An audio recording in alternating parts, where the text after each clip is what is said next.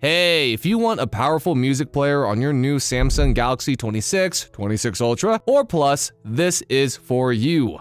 Let me show you how to quickly install Samsung Music on your device.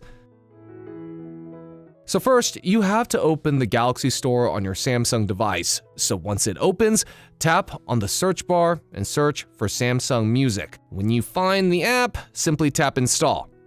If you are using another Android device, you can also search for Samsung Music on the Play Store and install it from there.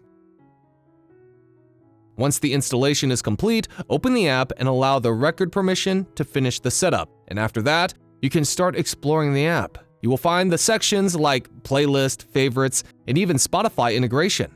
You can play songs directly from Spotify and add them to your collection.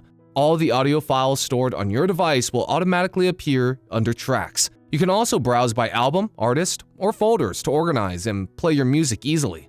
And that's it. I hope this guide helped you a lot. Tap on like and subscribe for more Samsung tips and tricks. Thanks for watching.